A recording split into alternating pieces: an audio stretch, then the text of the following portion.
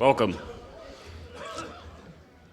Major General Alford, Representative Cleveland, Mayor Phillips, Superintendent Collins, Dr. Burlingame, Sheriff Miller, Onslow County Commissioners, President Heatherly and Legan, distinguished guests, friends of the Chamber of Commerce, on behalf of Colonel Ebbets, it's my privilege to welcome you to Marine Corps Air Station, New River, to the Jacksonville-Onslow Chamber of Commerce 25th Annual State of the Community Breakfast. I'm Roger Holliday, the Director of Installation and Environment here at the Air Station, and want to thank the Chamber for the opportunity to host this event again this year.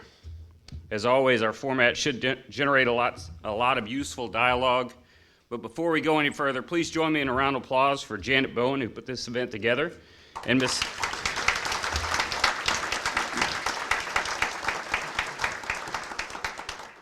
Diana Hansen and the staff of the Landing at New River for the meal and hospitality.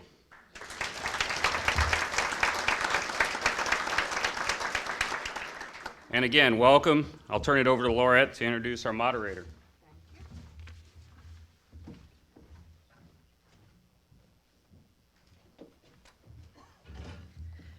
Hello, everyone. On behalf of the Chamber's Board of Directors and Governmental Affairs Committee, I want to thank you for joining us for the 25th State of the Community Address. This would not be possible without our longtime sponsor, Jones-Onslow EMC. And in addition to Janet Bowen that helped with this, other staffers, Kelsey Stiglitz, Sydney Daly, and Melissa Maloney were both here very early this morning to help with this event. We also have a lot of our elected officials with us today, and I do want to recognize them, and if you will, please hold your applause till the end. North Carolina House Representative George Cleveland, Onslow County Commission Chair Jack Bright, Vice Chairman Paul Buchanan, Commissioners Tim Foster, Mark Price, William Shanahan, Onslow County Sheriff Hans Miller, Jacksonville Mayor Sammy Phillips, Mayor Pro Tem Mike Lazzara, Jacksonville City Council members Randy Thomas and Bob Warden, and Swansboro Mayor John Davis.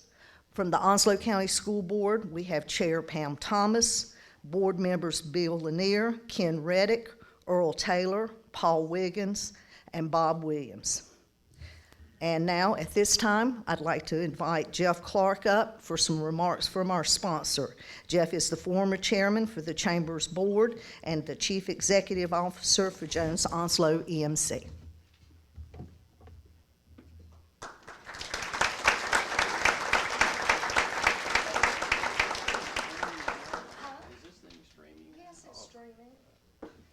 Okay, so I always forget, I think you're supposed to say good afternoon because this doesn't show up, but she said it's streaming now, so good morning, good afternoon, whichever you prefer.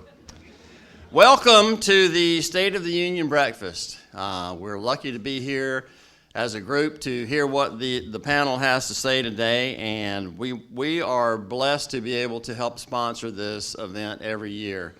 I suspect if we didn't, somebody else would step up and take care of that, though, but we're thankful that you allow us to do this each and every year.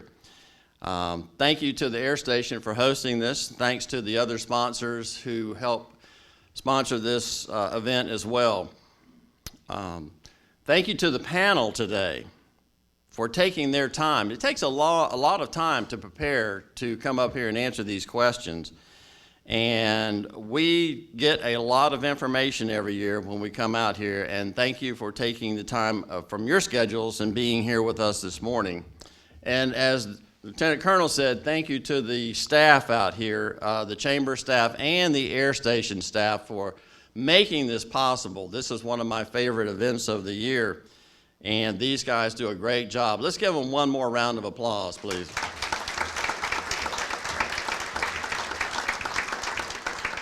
So one of my favorite authors in the whole world is Will Rogers. And Will Rogers says, he says a lot of stuff, but apropos to this morning, he said, people only learn in two ways. One by reading, and the other by association with smarter people. And I submit to you today, that's what we're here for, to learn from these smarter people, all except David.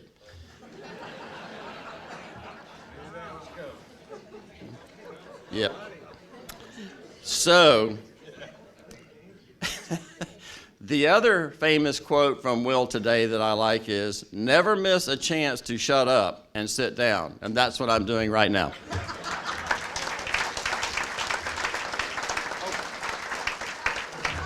I forgot. I have to introduce this guy right here, Michael L. Scalise. He is your moderator for the day. He is the Assistant Chief of Staff, Government and External Relations. She threw a curveball at me this morning, and I forgot it, so it's all yours. Thank you, Jim. How are you?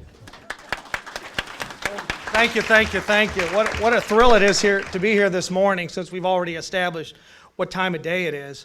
But I will say this: what a great event! You know, this is my third or fourth one of these, and you know, just the first part is always special because you watch the community interact, and you genuinely like each other, you're friends. I mean, that's a part of the fun piece of this, but also there's a lot of great information that we're going to hear from this table, this august table of folks. My job here today is to keep us on time. So I'm going to be no nonsense out of me. I know there's some expectation out there, but be on time. The suit is rented, so if it goes afternoon, I got to pay for another day. So what I want to do is we'll roll into what's going to happen today. Again, if you've been doing this for a while, you're no stranger to the different format that we've been doing over the last couple of years. But of course, we've already discussed who we have, or we're going to talk to them here in a little bit, who our senior leadership are. But this is a very special panel of people. I think we all acknowledge that. There's not a person in this community whose life is not touched by the leadership and the decisions and the programs that this panel member actually operate. And that ranges from the military to medicine to education to our utilities. I mean, everybody is impacted, and what you'll see and what you already know is that the right people are operating that engine that is our community. So that said, we'll go ahead and kick this off. I'm gonna move over to the seat here. And they've already done it, so we're good to go. So we're going to go ahead and get started. So as I mentioned earlier, today's event is going to be similar to breakfast that we've had in the past. We're going to ask each panel member a series of 3 questions, allowing 2 to 3 minutes. Did I say 2 to 3 minutes? For their observations and comments. The questions are going to be our past year's highlights, challenges and opportunities, and finally, I think what we think is very, very important, that's our future together. We know it's a strong future, it's going to continue to be, but again, we're looking at our visionaries here, and I know that they've got a plan for that. So we'll just go ahead and get started, and Major General Alford, sir, if we can go ahead and begin with you, and if we can discuss the past highlights and accomplishments of FCIE. Okay, thanks for having me here today. Two things I'd like to highlight. One is Florence, which is a year and a half ago, so it's not the past year, but it really is the past year because we're just now getting started on our reconstruction of the base. We had about over 70-year-old buildings that really showed itself when Florence hit us and devastated the base. But really, in the long run, I hate to say it, it's going to be good for the base. We're going to have a new base when we're done. It's going to take us about 5 years to finish it up. $3.6 billion worth of reconstruction and new MILCON. This year, in January, when the NDA was signed finally, we got $800 million for reconstruction that I got to spend before September 30th, and $1.2 billion for MILCON this year. So you'll see a big influx of contractors coming into Jacksonville-Onslow County this year. One of the things we got to do is find a place that they can stay. So we're working with the city and the county to do that. That's a good news story in the long run. Every building will have a metal roof when we're done. It's much more resilient to these storms that we're going to continue to have, and our reconstruction will be built to code that a lot of it wasn't to this point. So what really was hurt was the old buildings, right? All of our new construction that we did during the Grow the Force back 2006, 7, 8, it all held up fairly well. It was the old stuff, but when we're done, it will all be new. Second thing is range modernization, right? So I put a lot of focus. I got 14 years at Camp Lejeune. I've commanded platoon through battalion and assistant division commander, so I've been in this division a long time, 14 years. And the ranges that we have to prepare for future conflict needed a lot of work. So that's one of the things that I've been focused on as the base commander, is putting the money and the resources and the effort into making our Rangers more modern to fight the future conflict. So those are our two biggest elements. That's probably about 3 minutes. I can follow orders still too. Thank you, sir. I appreciate that. We'll keep with this theme. We've got Lieutenant Colonel Doc Holliday. Now he's unique. The commander is on travel right now up in D.C. But I think there's going to be a theme here that you're going to hear specifically with the construction. And Doc he's that uniquely qualified guy that can actually discuss what's happening on New River with regards to his installation and environmental programs. So Doc, you got it. Thank you. As the Journal alluded to, the funding was secured over the past year. Our staff here at the station with all the tenant units, really it's been twofold for us. One is continuing to plan for the reconstruction, renovation, and new construction to replace some of the more damaged or aged facilities.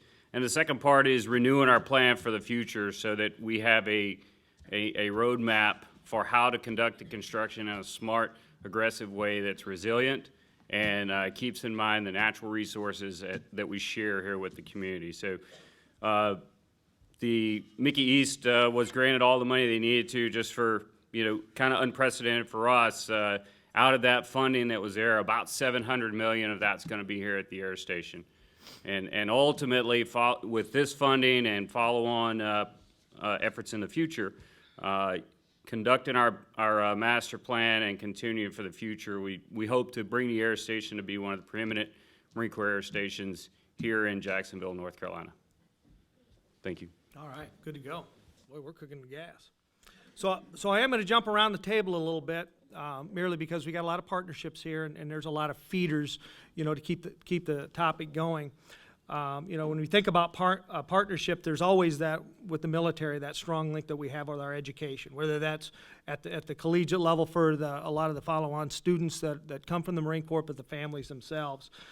So Onslow schools are just fantastic. They've also got some issues when we talk about construction. So if I could, Dr. Barry Collins, if you could go ahead and discuss your highlights from the last year. Yes, sir. Thank you, Mr. Moderator. I want to first of all say thank you to the Chamber and the air station for hosting this morning. Our board that's here, I want to thank them, and obviously don't want to forget my executive staff who's here, because I tell you, you're only as good as the people that you surround yourself with, and I think we could all say that. I want to thank the panel that's up here, except for David. Sorry about that, David. You're going to hear some of the same. There's a theme up here going. So I'm going to stay with the hurricane theme right now. I've got 3 points. The hurricane, we're about 18 months clear of that. We've about 90% complete on all of our projects. The bids are out, the contracts have been signed on all of them. We believe that we will be complete by August of this coming year. We have a few roofing issues and some gym floors that we've got to complete. The other thing that I wanted to share with you this morning in terms of our what's going on and what's taking place, our skills center, we opened that this past year. We're very proud of that. There was a lot of input from the community, and I want to thank Senator Harry Brown. I don't think he's here this morning, but he had a big part in helping us with that project. It serves about 150 students right now. We hope to increase that next year.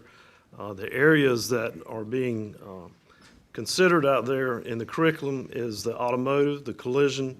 We have cybersecurity, gaming, welding. So those are some things that are happening out at our skills center. We also have this past year working with our county in terms of the growth that we're seeing down in the Stump Sound area and over in Richlands. We have 2 new elementary schools that are coming on board. The one down at Stump Sound will be first. We'll open it August of 21. About 850 students. That will alleviate some of the pressure from Dixon Elementary School, that's way over capacity. I think we have close to 1,100 students in that building right now. So those are some of the things that we've worked on this past year, and we continue to work with our partners up here to look towards the future and making things happen. Thank you, sir. Appreciate your comments. Well, we'll let Dave Heatherly, since we're keeping the education theme. Also, apparently, he needs to defend himself right now. So I'm feeling the need to give the floor to Dave Heatherly. We're a little ahead of time, so if you want to use a couple of minutes more to. Oh, don't tell him that. Don't tell him that. No, go ahead, Dave. Thank you, Colonel. On behalf of the panel, I would like to thank Jones-Onslow EMC for sponsoring this event, and in particular, the electrifying Jeff Clark for his introductory comments, and I very much appreciate his sitting down. I just wish that he had done it sooner. It has been an eventful year for the college. This time last year, I did report to you that we were, in fact, pretty much devastated by Hurricane Florence, in that we had 300 less students last spring than we did the previous spring, mostly related to that storm. But I will say that did cause a lot of discussion on our campus with our faculty and staff on how to prepare for this particular fiscal year, in that funding from the state is determined by your previous year's enrollment or the average of the last 2 years, whichever happens to be higher. So in our worst case scenario, we were planning for about a $1.5 million shortfall in our budget for this year. So we discussed how to approach that. The discussions hinged around everything from elimination of programs to a reduction in force, but I will say, to the credit of our faculty and staff, no one really had an appetite for that. And so there were a number of positions that were not filled, which did create a burden for the staff who remained. And also this last semester, the faculty workload did increase.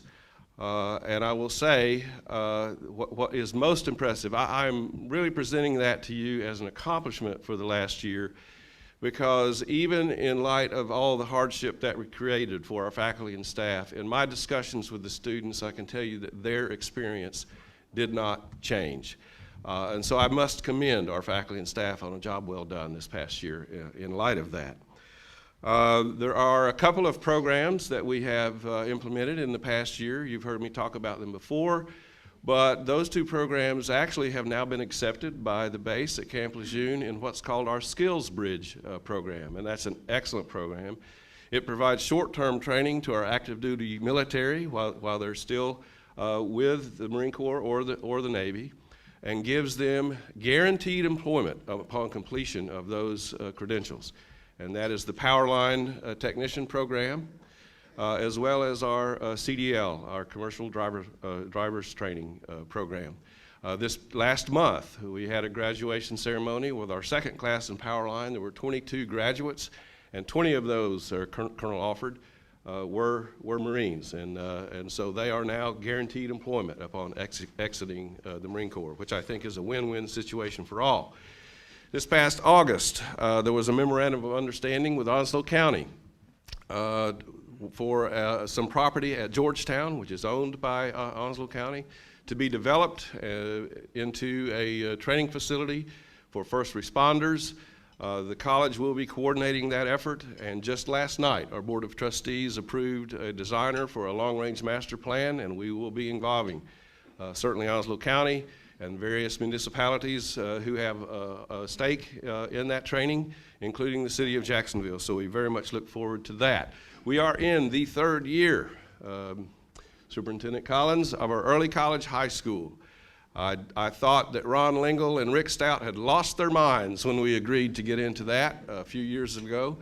But I will tell you that if you look at the report card on the state level just this past year, there is one high school in Onslow County that received an A+, and that is the early college high school at the college. So I'm very, very proud of that. And you, sir, have excellent staff who are in charge of that high school, and it's an excellent working relationship. with the college. This is the first year that the juniors are now completely embedded into our college environment. So they are now taking nothing but college courses, and when they get ready to graduate next spring, they will in fact have not only their high school diploma, but they will have an associate's degree as well. So it's a great program. And lastly, a lot of emphasis is being placed now in cooperation with our Onslow County Public Schools. Dual enrollment is alive and well. That enrollment does tend to increase every year. We're now looking at the possibility of having courses out in the various high schools to make it a little easier for high school students who might have some travel issues. And then in addition to that, and I'm not particularly, I'm kind of like my predecessor in this regard, I'm not all that savvy when it comes to the latest and greatest in technology. But we are now looking more at more online offerings. As a matter of fact, in this past year, we do now have the transfer associate's degree completely online. So that, in a nutshell, sir, is your community college for the past year. Thanks, Dave. So here's moderator challenge number 1. Am I going to let Dave get away with calling General Alford Colonel? Did I do that? Yeah, I'm going to let him do it. I'm not even going to mention it. See, I don't have an inside voice, so I'm not even going to mention it. So anyway, so what do we say that, I appreciate your comments. Sir? I wish I was still a colonel. Well, sir, you'd be 10 years younger, sir. Yeah, being a general sucks.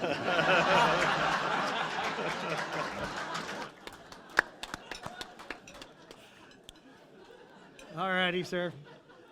So that, again, Dave, thanks for your comments. I am going to swing over to, at this point, over to Dr. Burlingame Deal. She told me I could call her Doc, so I'm good with Whatever's that. easiest. Whatever's easiest. Whatever's easiest. So I'm going to turn it over to you for your highlights. All ma'am. right, thank you. Welcome. I want to tell you that this morning I woke up and I wrote in my gratitude journal and said I am grateful for the opportunity to be able to present among this auspicious group of leaders. Oh, and Dave. Dave, too. Thank you. You're welcome. You're welcome. There's a theme, folks. Anyway, this past year at Onslow Memorial has been one of partnerships, and some of which you heard about at the beginning of last year when we had this wonderful event. But we have partnered, you might remember, with UNC Healthcare in the development of a management service agreement with Onslow Memorial. We have partnered with Huron, a national consulting firm, to develop the Impact Project, we call it, which is a business plan that helped to address financial instability in our organization. That's actually one of the challenges and opportunities. So what's interesting about that is the very thing that I'm identifying to you as an accomplishment is also going to be a challenge that I'll talk about later. But we, you might remember, actually had a $15.5 million deficit on the books at the end of last fiscal year. This past year, we turned that around. It's still a loss, but it's $745,000. It's a $15 million turnaround in 1 year. Oh, thank you. That is largely due to the support of so many people in this room that I just have to, I'm not going to name names, but I'll say our county commissioners who have been absolutely unerring in the support they've provided to their community hospital. Our board members, our senior team, raise your hand, senior team who decided to position themselves all the way in the back. Is that a message? Elected officials here, our staff, our medical staff. I mean, it was a concerted effort on everyone's part to try to really bring things back to where they need to be. And again, a $15 million turnaround in a very brief period of time. To talk a little bit more about UNC Healthcare, that management service agreement has allowed us to benefit from the clinical and operational expertise that they offer. They are the state's healthcare system. And so we have managed to leverage with them off of things like received cost savings in supply chain, in pharmacy, HR guidance, compliance and regulatory expertise. That has worked very well in concert with the Impact Project because they were familiar with each other, UNC and Huron, and it allowed us to really see some major savings. So a lot of what you see in that $15.5 million that we corrected, $15 million in one year, is as a result of those incredible partnerships. I'm also going to say that I am amazed at the number of folks who are talking about the impact of a hurricane that hit us more than a year ago. We too are still suffering a little bit, but again, that'll be a challenge and opportunity that I'll talk about later. Thank you so much. Thank you, ma'am. All righty. Then we do have a new member of this year's panel. Of course, I don't think she's a stranger to many, but she's doing a great job. But Sharon Russell, if we could talk Onslow County for a second. Thank you so much, and good morning. I'm so happy to be here this morning. I'd like to thank the Chamber and the Air Station for hosting us, and also Chairman Jack Bright and our Board of Commissioners for allowing me to be up here today. I'd also like to thank our management team, our directors, and our 1,300 fabulous employees who have enabled us to make some tremendous accomplishments this year. We have really turned a corner. We're making some positive new changes in the organization.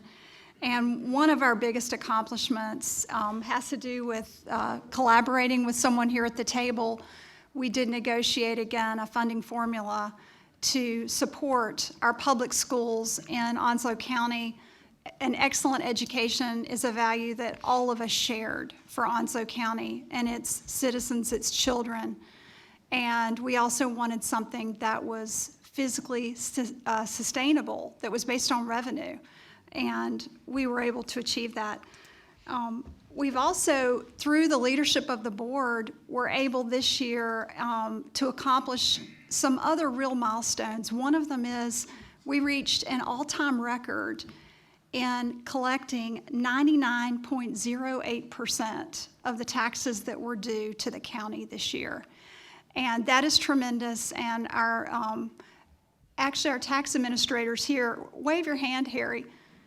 Harry and his team have worked so diligently to accomplish that for all of us.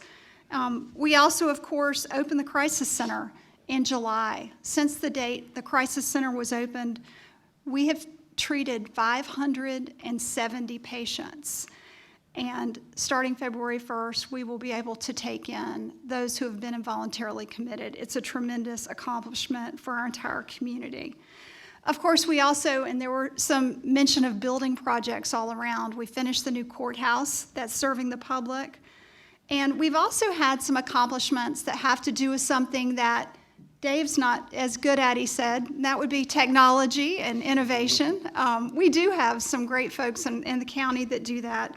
We received third in the nation for the Digital Communities Award, and that's for innovation and transparency and the cybersecurity measures that we've put in Onslow County. We were also recognized by the Government Experience Award, and that is a national award that looked at the creative approach we took to communicating with the public during Hurricane Florence. So again, some more impacts from Hurricane Florence. We are also really excited that we've become the first EMS group in the state of North Carolina to actually administer whole blood on our ambulances.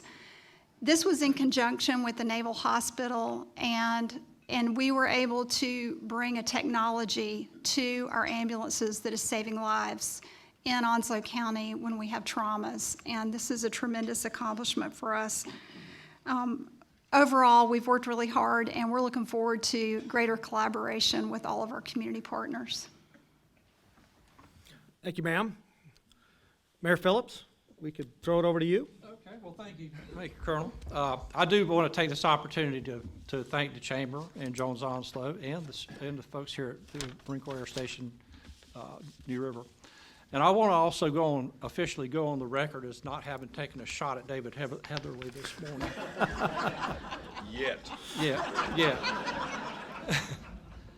But yeah, I want to talk to you a little bit about some of the accomplishments that we've made, and I'm very happy to say that a lot of the accomplishments that we made were through partnerships that we developed. And first, I'm going to talk about our relationship with the military here at Camp Lejeune and New River Air Station.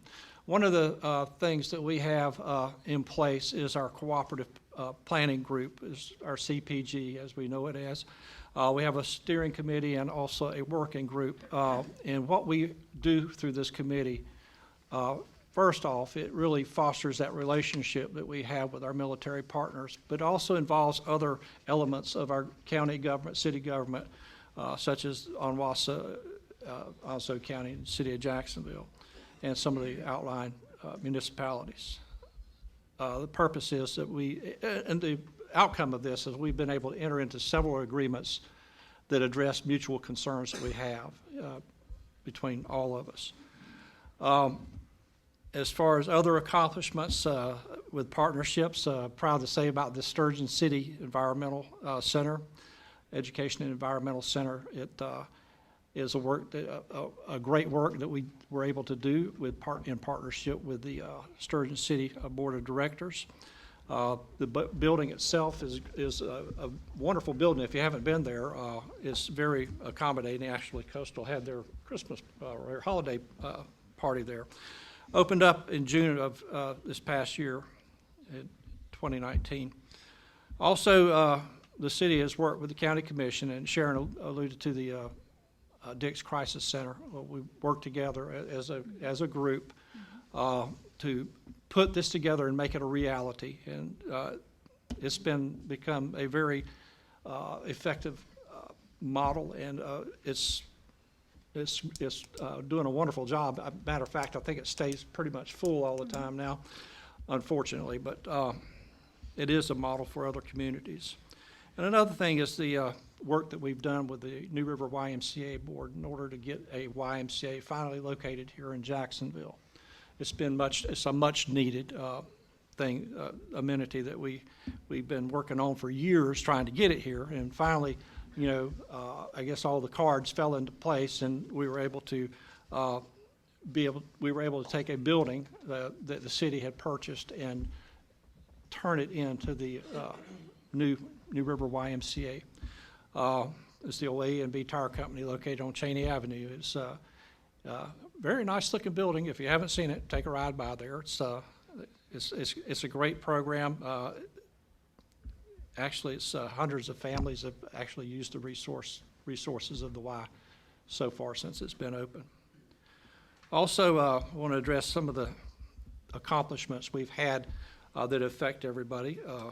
We know our public safety responded to over 130,000 911 calls this past year. It says for an average, the police, for their average response time is 3 minutes and 35 seconds, and the fire and emergency services had an average response time of 4 minutes, 4 minutes and 30 seconds, which is pretty good. I mean, considering they have to go down the pole. I'm just kidding. Go down, get dressed, and get out there. I don't even know if they have a pole there or not now. But one of the things that with this, just the response time and some of the other things that our fire and emergency services have put into place, we've been able to lower the ISO rating, that the city has, and this is something that impacts, a lot of the commercial establishments and some residential, as far as insurance premiums is concerned. And also want to mention that our sanitation services, our crews picked up over 2.5 million collections for garbage, recycling, and yard waste, and our water plant produced over 1.6 billion gallons of water this past year. All this that we do in the city of Jacksonville is done by our great employees, our staff there with the city of Jacksonville, which is coming close to the 600 number now. But we do have several members of our staff here today, and if y'all would stand up and be recognized. Also some council members, other council members. Or just raise your hand, There you go, there you go.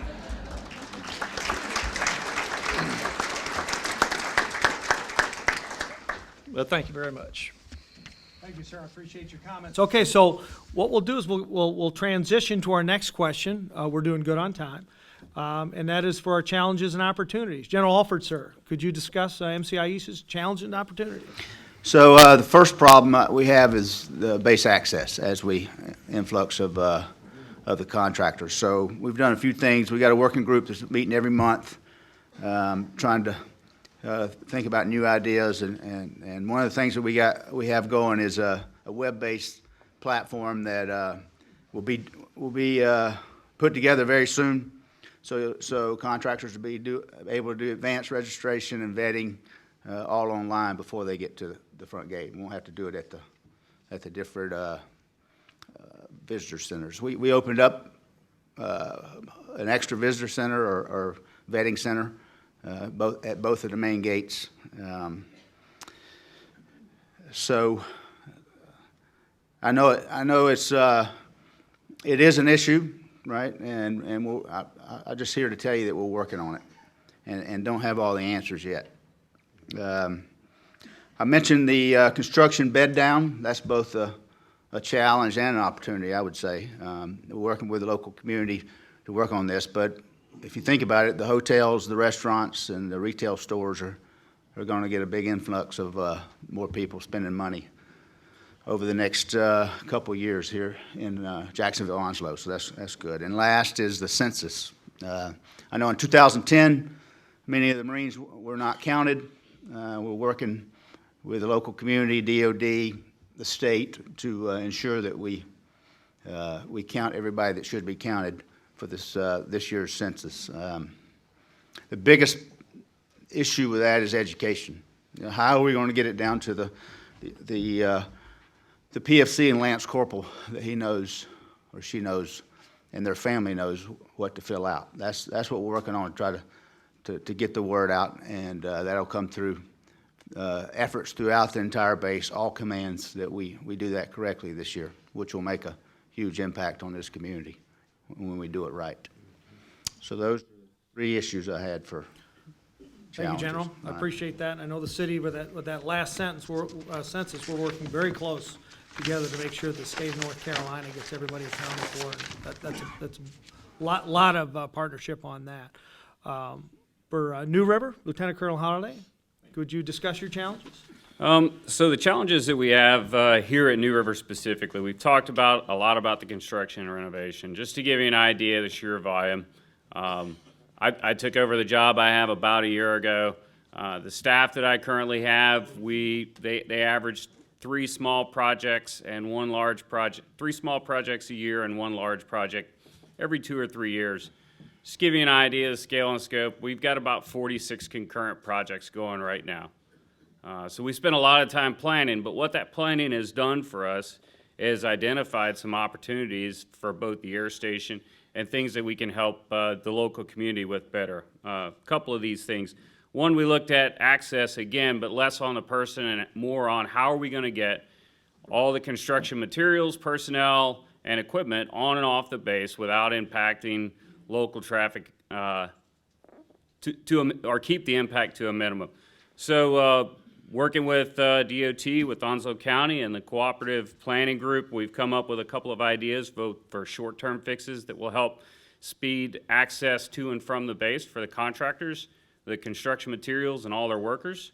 But more importantly, identified some ideal areas for future projects where we can move the gate to a more ideal location, which will have less of an impact and allow greater traffic flow on Highway 17, keeping folks flowing up north and south along 17. So I think in the long run, that'll be a big win for both the air station and for the local community. The other thing it's allowed us to do, and I got to tell you, for the folks that deal with it, Doc, the pilot, never knew that stormwater was such a big deal. I have learned more about dealing with stormwater and the rules and regulations dealing with stormwater than I think any person needs to in a lifetime over the course of my last year. But dealing with stormwater with an area that has concrete over about 230 acres, give and take, an inch an hour of rain, that's a lot of stormwater to deal with. But the great thing that my staff has done is educate me, and we've had some great ideas come out of all this planning to better manage the stormwater here on the air station, better manage the stormwater that flows into the tributaries and the creeks around the air station, and really protect and preserve the natural resources that the air station and the local community share. And that's important to us as we talk about the resilience, not only of the buildings and the facilities here on the air station, but the resilience of the environment and the community around us, because without those two things, we wouldn't be here. So that's our challenges and opportunities. Thanks. I think we've got many organizations up here that are up to any challenge. I'm going to pick on Onslow County. So if, Sharon, you could discuss your challenges. Thank you so much. We do have some challenges and opportunities. One of them we're very happy to have. It's growing pains. And you've heard alluded to the MillCon project. We've got some new folks coming into the county, and we've got to meet those challenges. We have some data that proves that we have greater service demands. Residential building permits in 2019 were up 34% over 2018.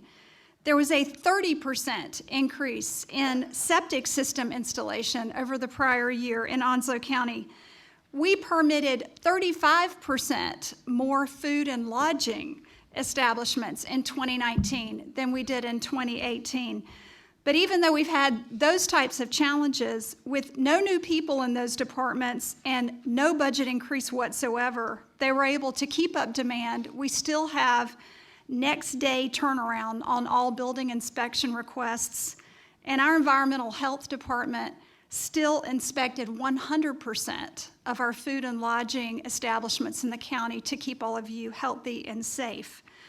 Other demands that we're seeing for our growing pains, our expanding population, our EMS crowd, they were transporting this year in our ambulances 11,225 patients to area hospitals.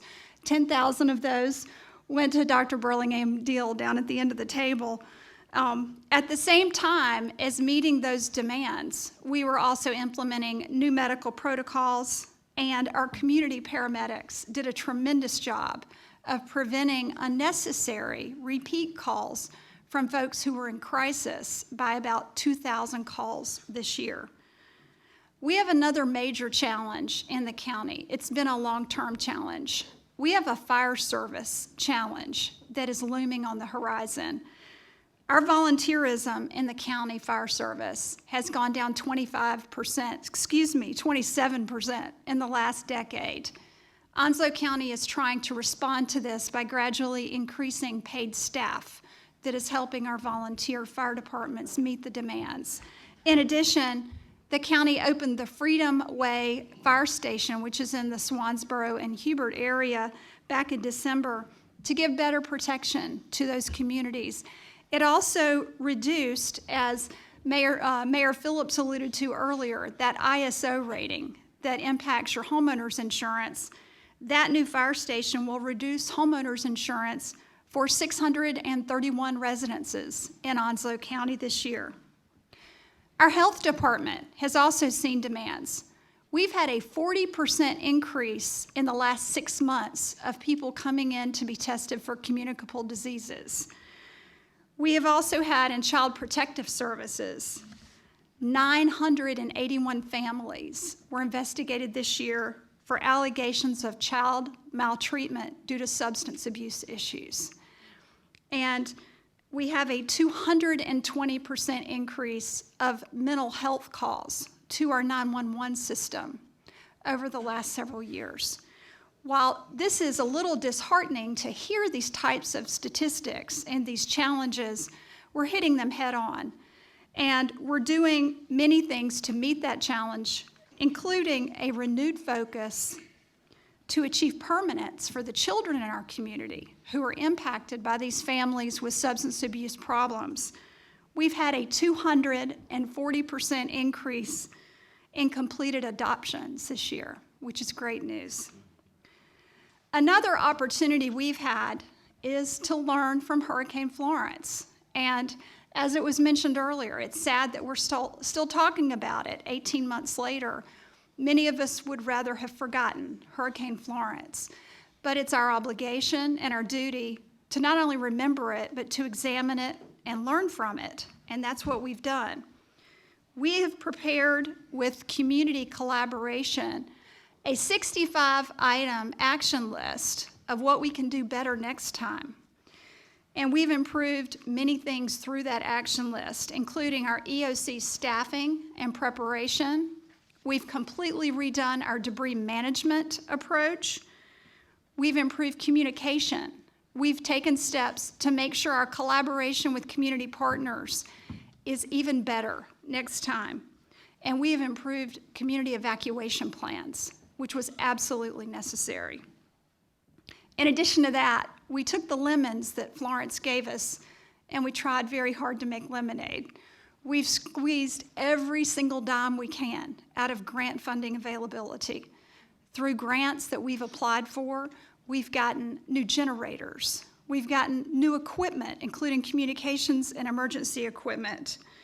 We have also received a mobile shower unit in case it's needed in future disasters.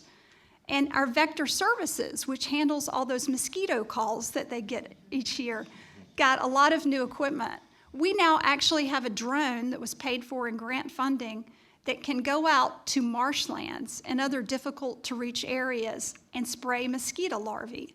And that makes a big difference for all of us. The reason why we've been able to accomplish all these things is, again, for the most part, collaboration with our other community partners, and that's something that we look forward to continuing into the future. Thank you, ma'am. You know, my job at the G7, I work outside the wire, that's outside in the community. And, you know, the Onslow County and the City of Jacksonville relationship is really something to watch. I mean, I've been doing it for about 4 years now, and obviously the citizens benefit from that. So I appreciate all your work. And then, Mayor Phillips, if you'd care to discuss yours. Right, you have a lot of stuff going on.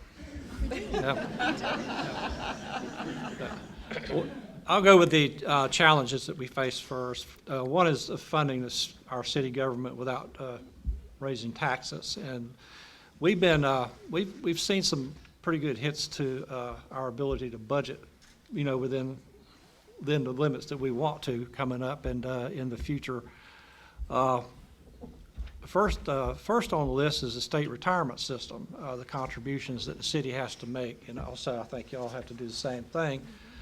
This is going to have quite an impact on our budget in the amount of $300,000 a year for the next 4 years, and it will end up being $1.2 million additional that we'll be paying for our state retirement kick in above what's being paid was paid in 2019. So you can see that that's something that we're going to have to make some kind of accommodation to be able to handle that. Health insurance premiums is another thing. The city's self-insured, and our plan costs about $5.5 million for FY20. And this year the city had to increase premiums by 15%, and the city had to increase contributions by $350,000. And then, of course, the employees had to pay more for their coverage. Another challenge we have is addressing our roads inside the city of Jacksonville. We have like 165 miles of roads within the city itself, within the city limits. And that's not counting the roads that are maintained by the state of North Carolina DOT. I would give you the list of those, but probably most of you probably already know those. The council, in past workshops, we've been looking at different ways in which we can address this problem, you know, and do it in a way that we can get these roads paved or finished, the bad roads, that is, and do it without hitting the property taxpayer in the city to do this. I know that my proposal at one time was to do the quarter-cent sales tax. Of course, that kind of didn't end up going through, but I thought that would be a very effective way of raising the money to do the road resurfacing. Sound of freedom. There you go. But we will continue to examine this situation and determine what will be the best way. The problem is, you know, we got so many roads, like I said, so many miles of it, and the funding that we use for road maintenance and repair goes through this POW bill, which is return on the gasoline tax that's collected. It goes through different layers before it gets back to us, but we've seen diminishing amounts of money being sent back to us under POW bill. So, you know, it leaves us with a big gap to be able to keep pace with the road projects. And I'll take this opportunity to squeeze in my little punch about the Hurricane Florence and the aftermath of that, part of the street problem, of course, not all the streets, but a lot of the street problem goes back to weather conditions. Of course, you know, we had 33 inches of rain during Hurricane Florence, and, you know, some of that sat on top of the ground for a while. And what happens is it finds little cracks in your street, and what happens is it compromises those roadways. It was the same thing with the snow, you know, when we had the snow and ice the year before. It's just, you know, weather does have a drastic impact on your road surfaces. On the bright side, we got a couple construction projects that we're working on, and we're almost at fruition on those. And one of them is the city's Riverwalk Marina, which is down at the south end of, bottom end of Kerr Street on the river. We're very proud of this project. It's one that's going to allow more access to our beautiful waterway out here. You see a boat going by there now. We have a lot of boaters. If you go by Jacksonville Landing, which is a collaboration that was put there by Onslow County, Jacksonville, North Carolina Wildlife Commission, on weekends you'll see there's not many parking places down there. So, you know, that's a very well used project that we're very proud of, the way that turned out. And that's basically all. Well, there is one other thing. As far as the meeting the challenges, I've went to the council at the last meeting, and we've all signed on to looking at the next decade, this coming decade, and trying to do some long-term projections to be able to see, you know, from an operational standpoint, where we are, you know, how we're going to meet the challenges, the changes, and look at opportunities that might be there for us over the next, you know, decade. So that's pretty much wraps up what I was going to say, so thank you. I appreciate that. Dr. Burlingame Deal, why don't you tell me what you got? Yes, sir. Thank you. As I mentioned earlier, the interesting thing is that accomplishments for this year for us has to do with financial stability. Well, the challenges have to do with the same thing. We provided to this community, Onslow Memorial provided to this community $58.4 million in uncompensated care. That's quite a big price tag. So as I talk about the fact that we had a $15.5 million turnaround last year, know that it's in the context of providing $58.4 million in uncompensated care also. In addition to that, as we kind of struggle with this changing landscape of healthcare, there are proposed changes coming down the pike, which has a net effect of a reduction in reimbursement. One being Medicaid reform or Medicaid managed care would actually result in a $3.2 million reimbursement reduction to the hospital anticipated. The state employee health plan proposed changes would result in another $1.5 million reduction in reimbursement. So we're already seeing that if these things come to fruition, we would have, at least from a basis, another $5 million reduction in reimbursement for next year. In addition to that, now Medicaid expansion, which North Carolina is not an expansion state, would offset some of that, but still with a $58.4 million uncompensated care, it certainly has an impact and makes it more difficult for us to maintain that financial stability. So that's probably one of the largest challenges. Another challenge is facility constraints. You hear everybody talk about Hurricane Florence and what they're trying to do to recover from it still to this day, and we're no different. For those of you who had ever availed yourselves of an event or utilizing our education building that was practically decimated, it was gutted as a result of the storm, and we're just getting to the point just last week where they started to actually do the repairs to it. So all the funding has come in through FEMA.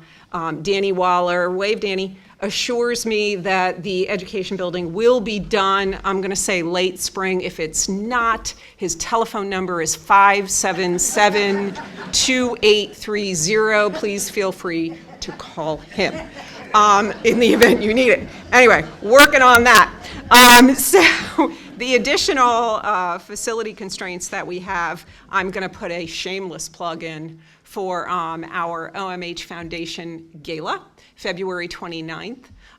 It's Casino Royale, so please come out and join us. It's in support of Building for Babies. Babies are supposed to be a happy, warm, fuzzy, wonderful thing. At Onslow, we birth mayors. So, true statement. So this past year, we had 1,351 births. That's up from last year, and while we are grateful for the volumes, y'all need to get a hobby right now. But we recognize that people have a choice. So if you would actually come and support Building for Babies, it would be great. People can go anywhere they want to. Our labor and delivery maternal child wing is circa 1974. So we would love to be able to do some renovations to make that a really wonderful experience for the moms in our community, of which there are many. Again, February 29th. So thank you. That's what we're working on. Thank you. So when I was figuring out how I was going to do this moderator job, I actually pulled up the version from last year. And it's interesting as we get to the challenges, Florence was on everybody's forefront, much like it is today, but I have the advantage now of seeing how far we've come. And your example of some of the damage that went to the hospital at that time was like, holy cow, and here we are. You know, the world does continue to move, and with really good people, you know, we progress and we are able to put things behind us. But that you just made me think about that. So, Dr. Collins, can we go with Onslow County? Yes, sir. Looking at the challenges and opportunities that lie ahead, obviously our student growth, that's always an issue in Onslow County. On January 16th, we checked. We had over 27,325 students, which is about 500 students more than we had a year ago. We typically run about 300 per year. So the increase in the number of students is probably our biggest challenge. We're the 11th, Onslow County is the 11th largest district in the state. We have 9 elementary schools of the 20 that are over capacity. We have about 4,000 employees, 25 different languages spoken in our schools. 36% of our students are military connected, and we have about a 16% teacher turnover, which is about 250 teachers per year, which is another challenge for us. But with these challenges comes opportunity, and we believe that this does show the strength of our county in terms of its economy. It allows us to keep staff employed and also hire new staff. This growth has provided, I think, some protection for us during economic downturns. We tend to get through those periods pretty well. In terms of challenges, again, though, the transitions for students coming in and out with the military, the transitions with teachers, those are areas that we're going to continue to focus on. And then that leads to the long-range facility plans in terms of working with our county and looking at where facilities will be needed and how many. And we're going to be working with Sharon and her staff here in the next few weeks to do a another 10-year plan that's going to include some more new construction. I did mention in our first question, I left it for this one, Sharon alluded to it, probably, and I've been doing this, I've been in the business for about 30 years, and it's probably the highlight of my career so far. And that is the agreement that we reached with the county just recently in terms of funding. I want to thank Jack Bright and Pam Thomas particularly because they kind of kicked it off. I think they met Sharon and they came to us and said, you got to get this done, and we want it done. We want a deal, and it ended up being a deal that was based on revenue, and which is something that would be sustainable for the county. But it also was a percent that the school system could certainly look at in terms of the growth of students and how that's going to project forward. And with the number of students that are coming in, the growth of the county, and also the capital side of it, it's going to really kickstart moving forward in terms of us not having to defer so much maintenance, which had a big influence during Florence when we had all the damage. So I'm very thankful to our boards for that and for sharing and working that situation out. Other opportunities, though, in looking at that situation is basically the collaborative efforts that were shown during that time. I think moving forward, we're going to continue to look at that and make sure that our boards are working together, not just with the county, but with other entities in our area. So I think that's the thing that is the most opportunistic for us in looking at moving forward. So thank you very much. Thank you, sir. I appreciate that. Dave Heather. Well, I am feeling the love from this panel this morning. So, Mr. Moderator, if you're worried about me, I'm going to be okay. I was just handed a note from my colleague to my left here in all caps, General. So I want to publicly apologize, General Alford, for my mistake earlier. I'll try not to let that happen again. I had said earlier that we planned for the worst this year, given the effects of the storm on our enrollment. And fortunately, it turned out not to be the worst. And I have to commend our North Carolina General Assembly for their support. The only state entity which actually received a budget in this year, at least so far, is the community college system in North Carolina. So I do think that speaks volumes for how the community college system is viewed by the General Assembly. And certainly I must go on record and publicly thank Senator Harry Brown, Representative Phil Shepard, and Representative George Cleveland, who is with us today. I very much appreciate all the support. With all that, over $600,000 was actually provided to your community college in support of those students who were negatively affected by the storm.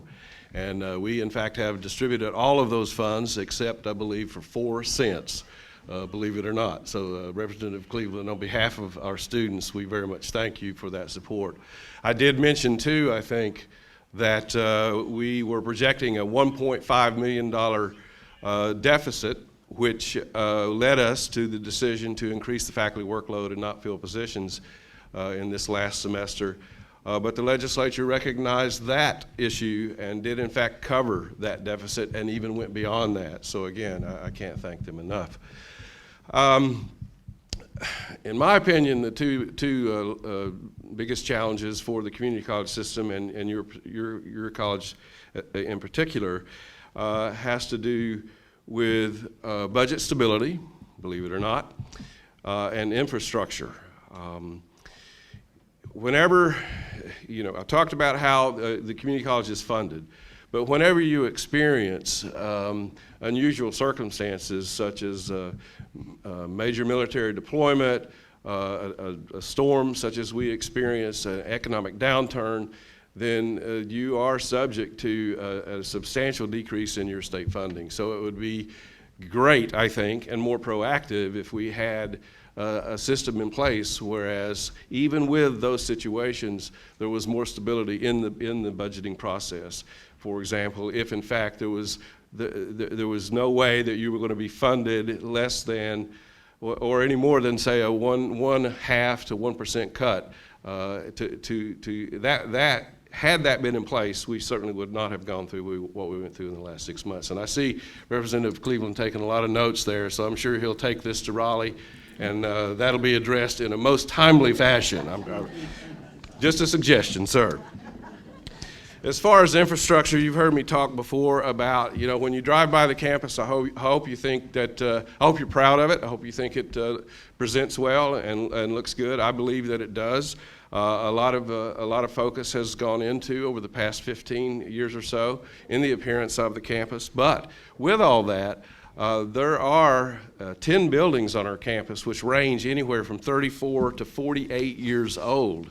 And so there is a need for capital improvements. I did mention that there was a budget for the community college system that did exclude any raises for faculty and staff, as well as any funds for capital improvements. So there is definitely an issue there across the system. A lot of our facilities are in need of upgrade and or renovation to accommodate the evolving technology.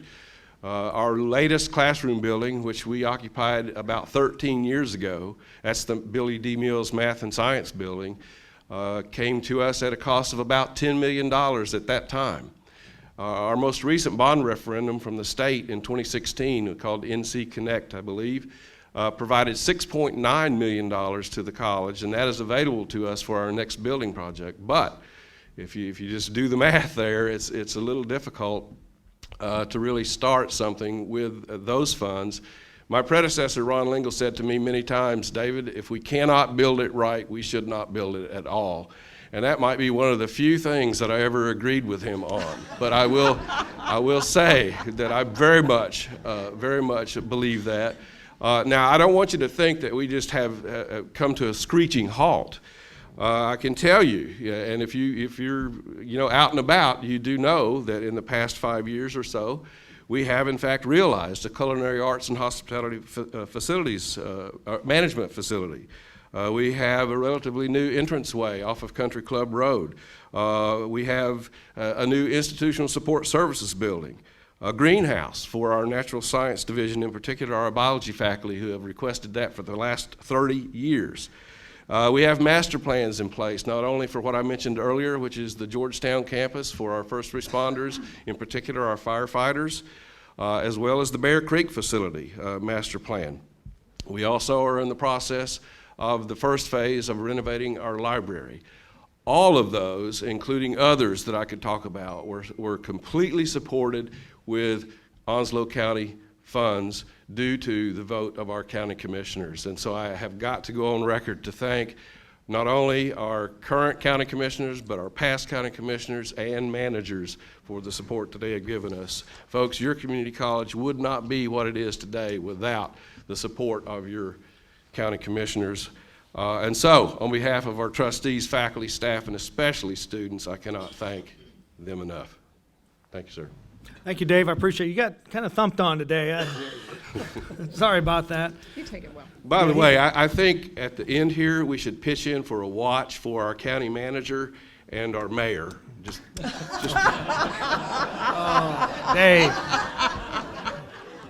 Dave, you ever feel like the world's a tuxedo and you're a pair of brown shoes? every day. Okay.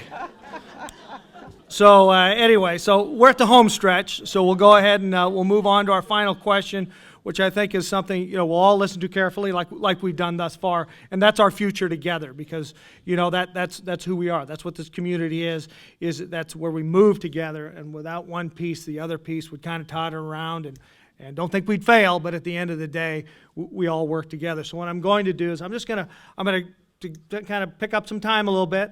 I'm going to start at the end of the table. We'll just work towards me, and you can go ahead and address your future together. So Doc Holliday, if you could go ahead and kick us off.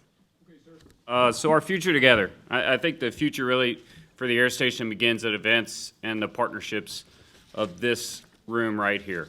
Without the support of the Cooperative Planning Group, Onslow County, Jacksonville, and all the other support in here, our future here at the air station becomes much harder to realize. And that future is really providing a premier place for the Marine sailors and airmen to train to fight, to prepare their aircraft and their equipment to be deployed in time of need for this nation. And ultimately, that is the station commander's #1 priority.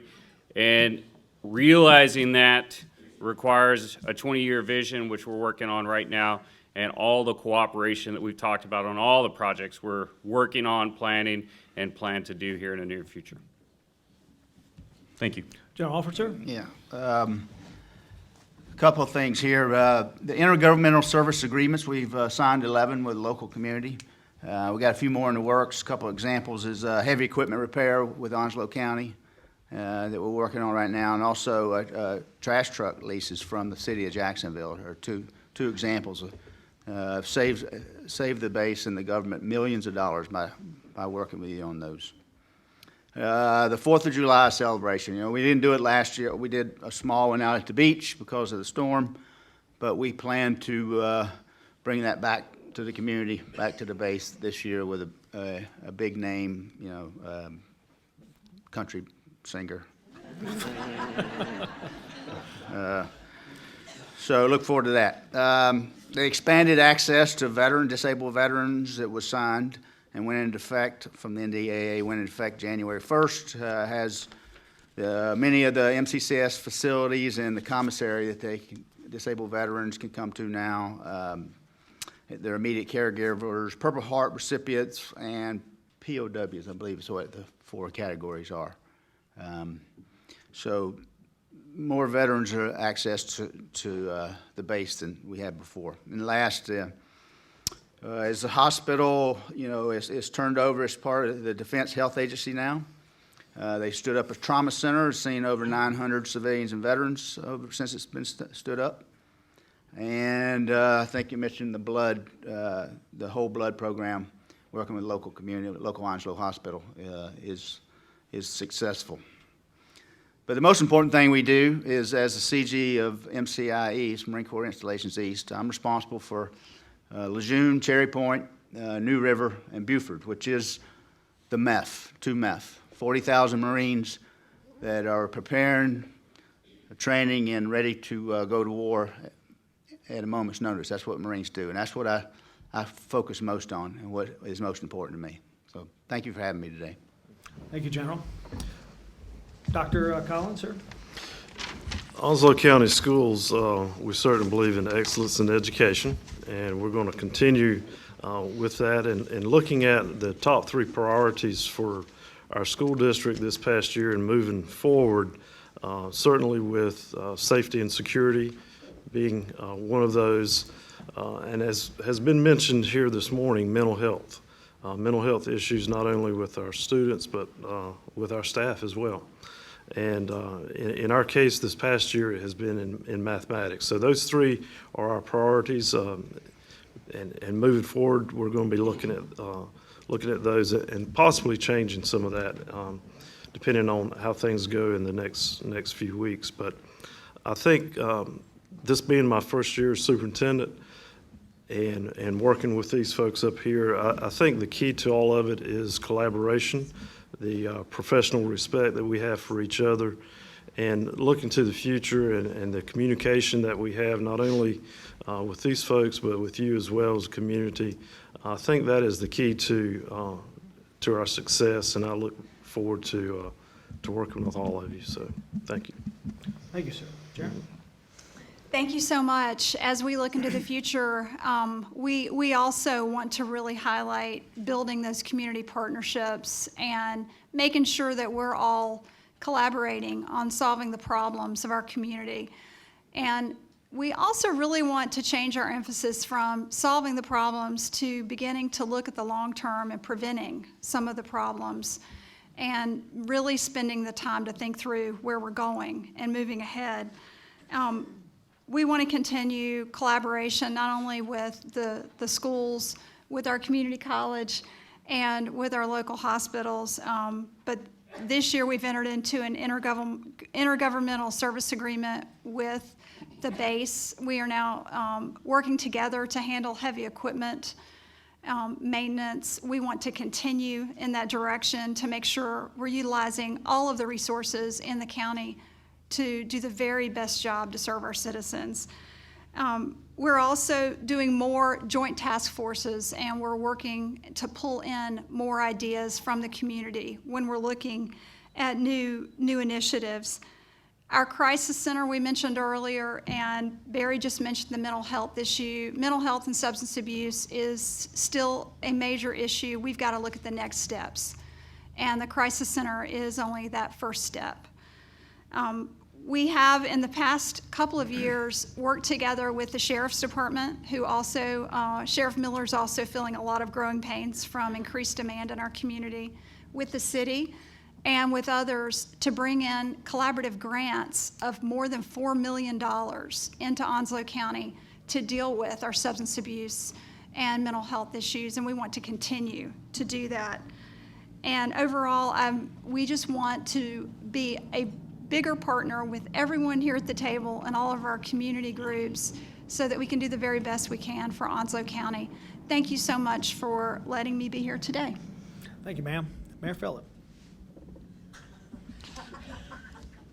there's one item that really comes to the forefront as far as our future together, and that's the census that's going to take place here for the 2020 count. It's estimated that the last census in 2010 failed to count 22,000 residents. This had a serious impact on Onslow County. The community lost estimated $402 million in funds that could have come into this county over the last decade. Some of the reasons for that is we do know that some of our military spouses and families don't think that it's important that they be counted here because of the tax residency or their short stay here. We also have 10,000 children from birth to age 5 who are not counted in the 2010 census, and we must ensure that they are counted also. And a lot of people fear government having personal information, and these people must be informed that the data is safe and protected, and is only name, age, and other simple demographic information that's necessary for the census. The census number stays with us for 10 years, so whatever it comes out to be, that's what we've got for 10 years. And this can have a really drastic impact on the profile of our county here. Jacksonville went from 10th most populous city in the state of North Carolina in 2010 to 14th. Well, I'm sorry, went from 10th to 14th in the 2010 census. This affects redistricting, congressional seats. It affects how businesses look at our community as far as locating here. And it is important for us to get out for getting our share of the funds from state and federal government. And also, we want it to be an accurate picture of who we are as a community. So we have, the city is pushing the census really hard. I know that we've put out a lot of information, and our city staff is working real hard to get this information out. So, thank you. Thank you, sir. David. From my perspective, our relationships remain collaborative, cooperative, and impactful. Even with limited resources, your local community college is in the process of expanding programming and training efforts in such areas as the construction trades, particularly given the situation we're in at this point with the potential building in the future. Marine engine repair and heavy equipment maintenance. Those are things we're looking at now, in addition to what I mentioned earlier, which is the consideration for more online offerings. I do believe through collaboration we can continue to work with the base when it comes to more programming in the Skills Bridge program that I mentioned earlier.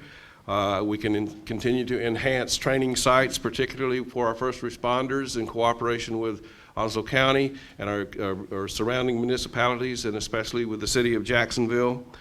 Our working relationship with our public school system remains excellent. As I had said, I think earlier I did approach the early college high school concept with cautious optimism. And maybe, Dr. Collins, it might be time to talk about yet another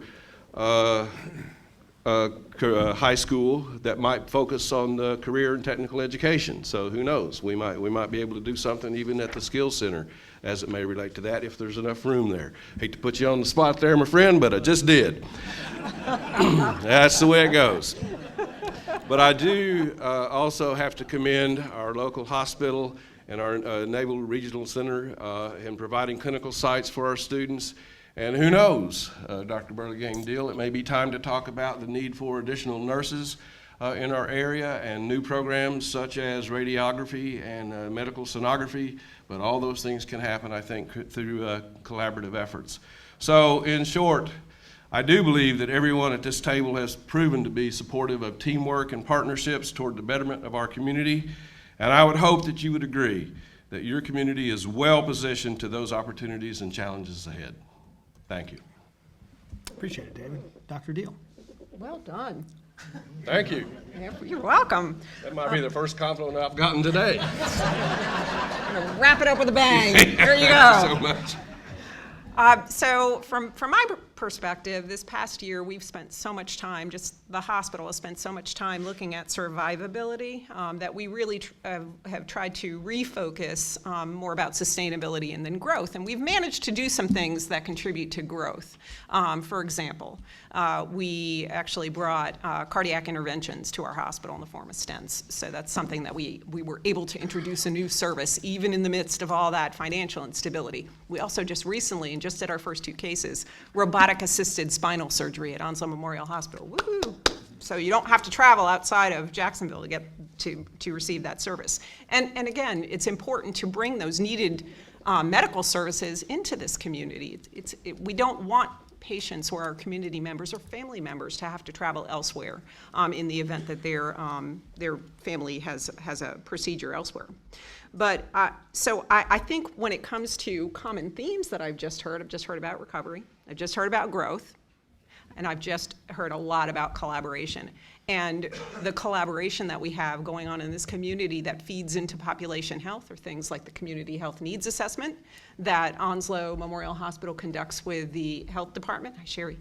And actually, there's a regional community health needs assessment that involves like 32 different counties. So we get both the regional perspective on population health as well as the local perspective on population health. So again, collaboration. Finally, believe it or not, we're partnering with the community college. It's a chore, but somebody has to do it. But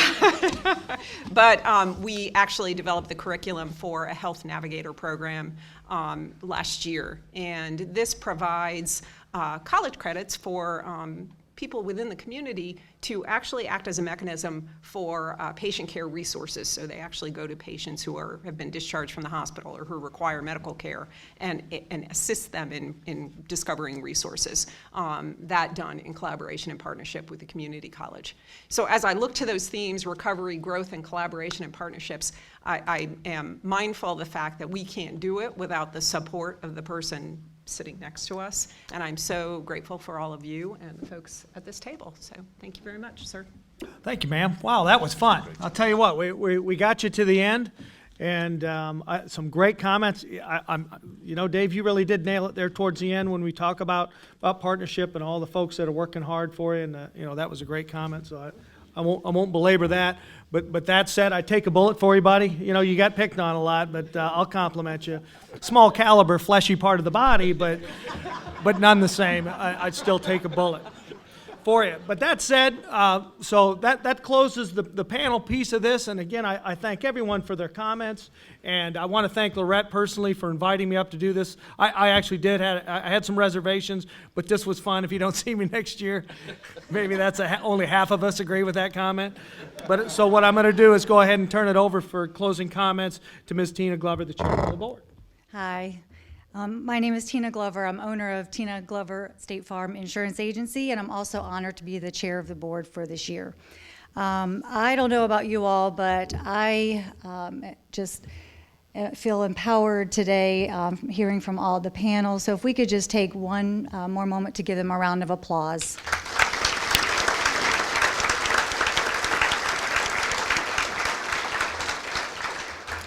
And to go with the theme, David, I don't know, it wasn't on the agenda to pick on you today, so I'm not sure what happened there. But also as an insurance agent in dealing with the impact of the hurricane, I have to commend the leadership here because I can't imagine the magnitude that you all had to deal with it still. So commend you for that. I'd also like to thank our signature sponsor, Jones Onslow EMC, and of course, the chamber staff, Miss Janet Bowen, and our friends here at the Landing, as well as the City of Jacksonville's Media Services for broadcasting our program today. The Chamber's next signature event is the 76th Annual Membership and Awards Ceremony. It will be February 20th at 6 p.m., and it's going to be at Marston Pavilion. There are tickets online, right, available now. Or you can visit the Chamber website, or you can call the Chamber office. So I get the honor now of sending you off on your way to enjoy your day, and the meeting is adjourned. Thank you all.